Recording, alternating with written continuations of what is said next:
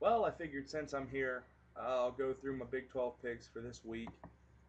The first game is Texas and Baylor. I'm going to do what I did last week. I'm going to laugh about this game.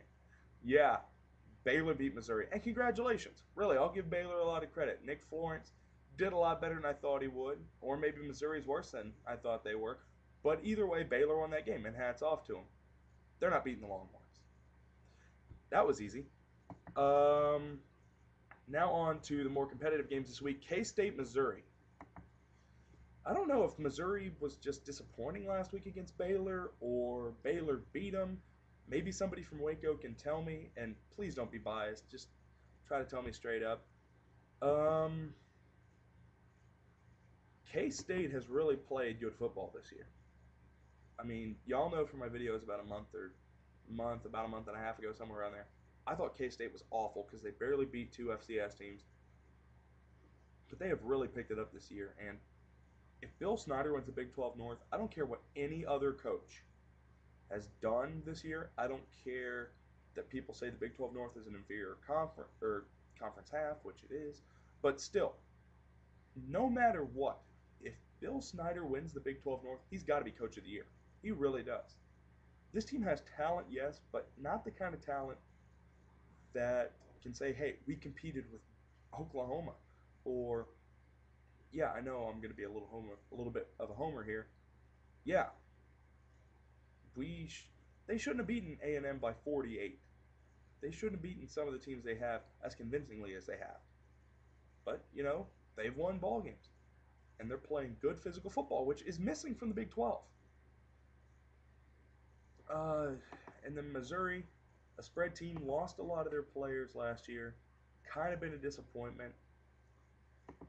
I'm going to take K-State. I think it's going to be a fun game, though. It's going to be, I think, low scoring. I think K-State's going to hold on to the football a lot. But I think K-State wins by about a touchdown, maybe about 3 points, maybe 10 points, somewhere in that area. Iowa State and Colorado. We beat Iowa State, we lost to Colorado, but I still think Iowa State's better. And, maybe I'm wrong. Maybe Colorado turned a corner by beating us. Maybe that was what they needed, winning that 1 point game at home against a team that's kind of at their level, maybe a little bit better. But maybe that's what Colorado needed. Maybe that's the momentum turner for them.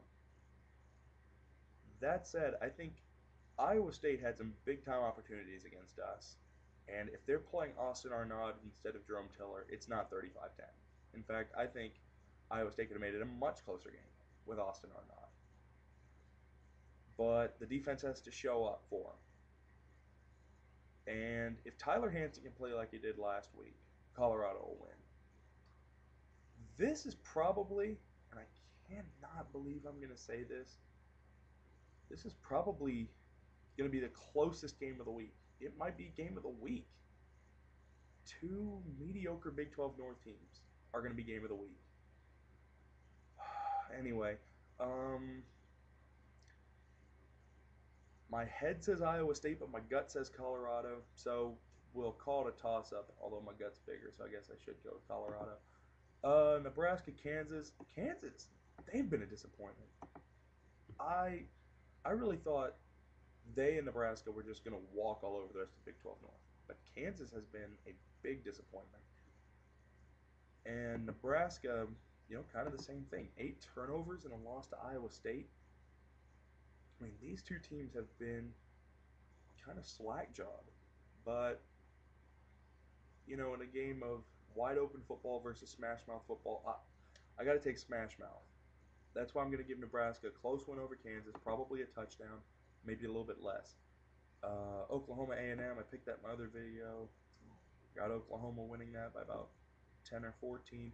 Oklahoma State, Texas Tech. I lied. This is game of the week.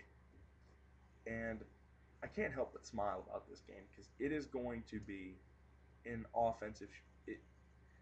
It's going to be very exciting to watch. It makes me almost giddy. I mean, yeah, A&M Oklahoma. That's my team. I'm here at A&M. I'm going to watch that game. But if A&M were off this week, you could put any other two teams together. I'd rather watch Tech Oklahoma State because this will be a fun football game. Both these teams were beaten by Houston. One team was beaten by A&M. One should have been. Thank you, Dustin Harris. But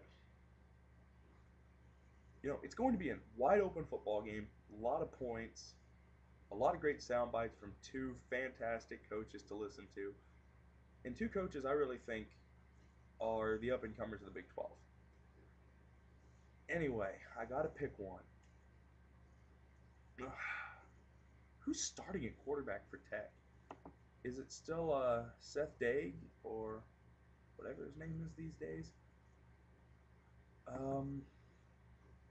The game's at Oklahoma State. God, this is a toss-up. Whoever has the ball last could win, but I'm gonna give it to Oklahoma State. But it could be wrong. Let's see. Now I'll just go through the picks again. I might even give a score this time. Tim Griffin has Texas beating Baylor 45-7. I'll say it's a little bit more competitive, but not much. I'll go 42-10. K-State, Missouri, he's got 24-17. I'm going to say there's a little bit more points than that.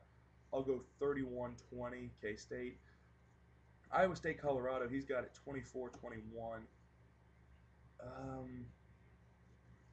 I'll actually go with that. I'll say 24-21 Iowa State.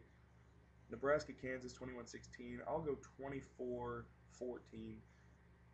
Oklahoma A&M, he's got it 34-17. I got that score in my other video.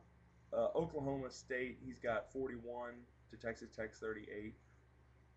I'll say that's about right. I'll give or take a few points.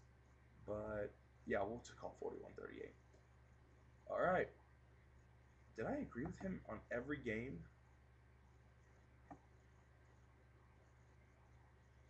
I did. So either the Big 12's not that exciting this week, or mediocre minds think alike. Anyway, see you guys next week.